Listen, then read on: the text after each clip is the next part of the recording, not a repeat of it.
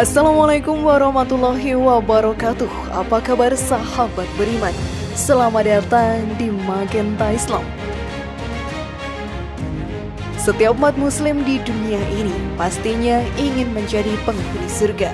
Mereka berlomba-lomba dalam beribadah kepada Allah Ta'ala dan melakukan amalan baik dengan satu tujuan, yaitu bisa masuk ke dalam surga yang telah Allah Ta'ala janjikan kepada para umatnya yang beriman kepadanya.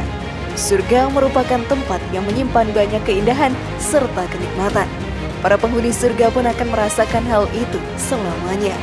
Tidak seperti kenikmatan dunia yang hanya sementara saja. Hal ini seharusnya membuat kita sadar bahwa segala sesuatu yang ada di dunia ini tidaklah abadi. Surga yang akan kita tempati ternyata berbeda dengan surga yang dihuni oleh Nabi Adam. Lalu apa sajakah perbedaan itu? Dan amalan apa saja yang bisa membawa kita masuk ke dalam surga? Simak video ini hingga akhir ya, agar pemahaman kalian utuh dan tidak tersesat. Berikut ternyata berbeda. Surga Nabi Adam dilarang main wanita, surga umat Islam seperti ini, versi dari Magenta Islam.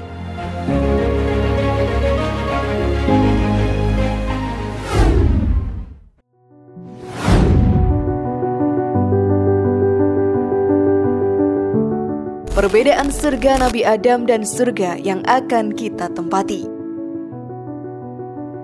Surga memang tempat yang menyimpan banyak keindahan. Tidak akan ada keindahan dunia yang mampu menandingi surga. Tempat ini memang diciptakan untuk para umat manusia yang beriman serta bertakwa kepadanya. Perjalanan untuk menjadi penghuni surga memang tidaklah mudah.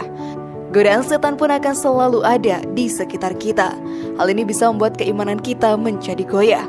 Namun kita pun harus kuat dan menjaga diri dari perbuatan dosa. Ternyata surga Nabi Adam alaihi salam dan surga yang akan kita tempati berbeda. Menurut keterangan Syekh Mutawalli Asy-Syarawi, surga yang dihuni Nabi Adam bernama Sayyidatina Hawa bukanlah surga pembalasan sebagaimana yang di akhirat kelak. Sebab surga pembalasan hanya akan dimasuki manusia setelah melalui proses hisab. Sehingga dengan hisab tersebut surga hadir sebagai penghargaan bagi orang yang melakukan kebaikan. Lalu perbedaan selanjutnya adalah surga tidak dikenal dengan taklif atau tuntutan, macam-macam berupa perintah maupun larangan. Orang boleh melakukan apapun dan makan minum apapun, sehingga minum khamr yang di dunia diharamkan, di surga menjadi halal. Kita tahu Nabi Adam mendapatkan perintah dan larangan saat di surga waktu itu. Nabi Adam pun perlu menikah menggunakan mahar. Ia juga dilarang mendekat ke salah satu pohon. Lalu di surga yang akan umat manusia tempati nanti tidak ada gangguan setan. Sedangkan Nabi Adam saat di surga malah digoda oleh setan. Tentunya hal ini menjadi pemacu semangat umat manusia untuk beribadah agar bisa menjadi salah satu penghuni surga di akhirat nanti. Namun sebelum video semakin berlanjut, klik dulu tombol loncengnya supaya kita tetap bertebar syiar melalui channel ini. Mari berbagi pengetahuan dan ilmu yang bermanfaat. Amin ya robbal alamin.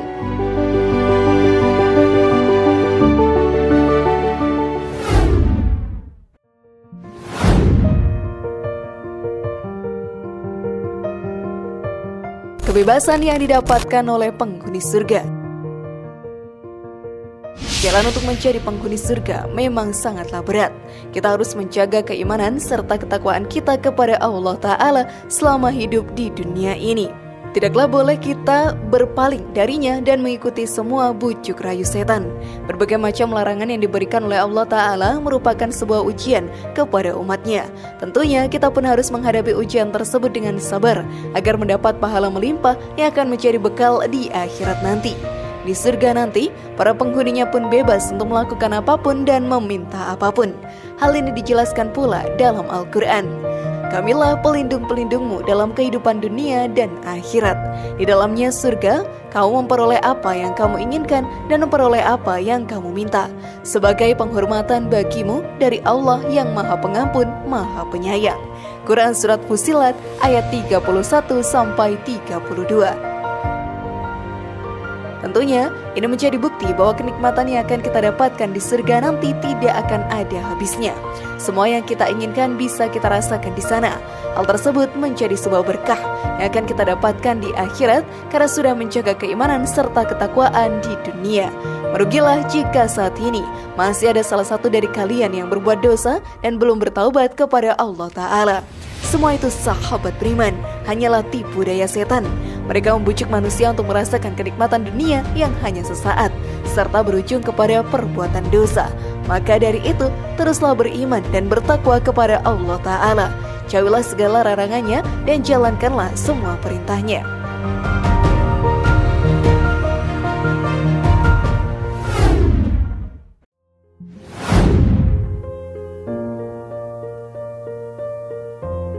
Beginilah gambaran surga yang sesungguhnya.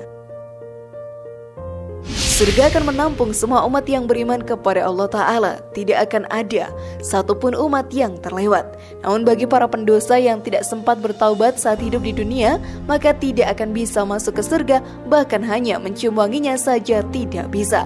Memang umat manusia belum mengetahui kondisi surga saat ini, namun bisa dipastikan bahwa surga merupakan tempat dengan keindahan yang akan membuat nyaman para penghuninya. Tidak akan ada satupun penghuni surga yang bosan tinggal di dalam sana. Dijelaskan dalam Al-Quran. Perumpamaan taman surga yang dijanjikan kepada orang-orang yang bertakwa. Di sana ada sungai-sungai yang airnya tidak payau, dan sungai-sungai air susu yang tidak berubah rasanya, dan sungai-sungai khamar atau anggur yang tidak memabukkan, yang lezat rasanya bagi peminumnya, dan sungai-sungai madu yang murni. Di dalamnya mereka memperoleh segala macam buah-buahan dan ampunan dari Tuhan mereka. Semakah mereka dengan orang yang kekal dalam neraka dan diberi minuman dengan air yang mendidih sehingga ususnya terpotong-potong. Quran Surat Muhammad ayat 15. Dengan gambaran surga tadi, pastinya menjadi penyemangat umat muslim lainnya untuk menambah amalan sholat dan perbuatan baik lainnya. Hanya hal tersebutlah yang bisa mendekatkan diri kita kepada surga. Tidak akan ada cara lain yang bisa kita lakukan selain berserah diri kepada Allah Ta'ala. Saat semua itu dilakukan, maka kita mempunyai kesempatan untuk masuk ke dalam surga.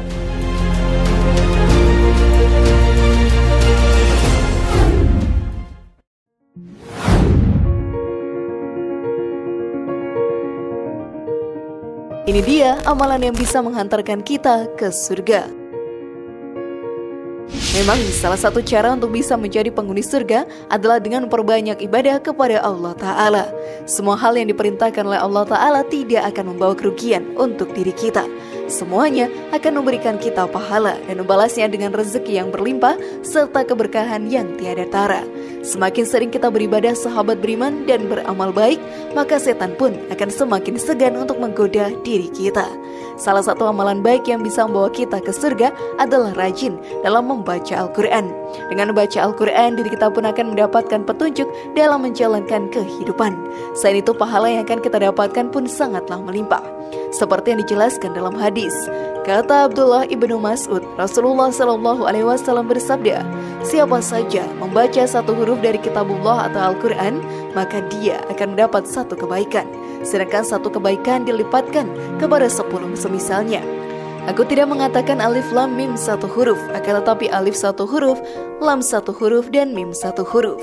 Hadis riwayat At-Tirmizi. Lalu amalan baik berikutnya yang bisa membuat diri kita masuk ke dalam surga adalah dengan bersedekah. Dengan sedekah sekecil apapun, maka Allah Subhanahu wa Ta'ala akan menggantinya dengan berkali-kali lipat. Hal ini pun dijelaskan pula dalam Al-Quran.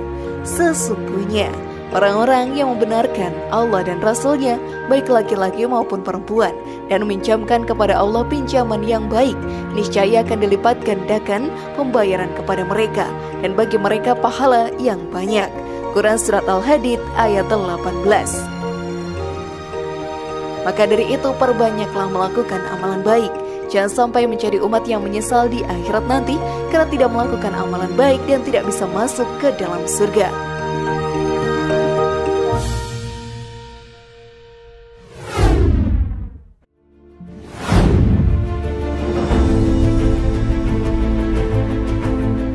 Sahabat beriman, Apakah kalian sudah melakukan amalan baik agar bisa masuk ke dalam surga? Semoga informasi tadi bermanfaat ya dan buat kita berpikir lebih bijak. Mari bangun Magenta Islam ini dengan cara klik tombol subscribe, like, share, dan aktifkan tombol loncengnya. Assalamualaikum warahmatullahi wabarakatuh dan jangan lupa tonton video yang lainnya.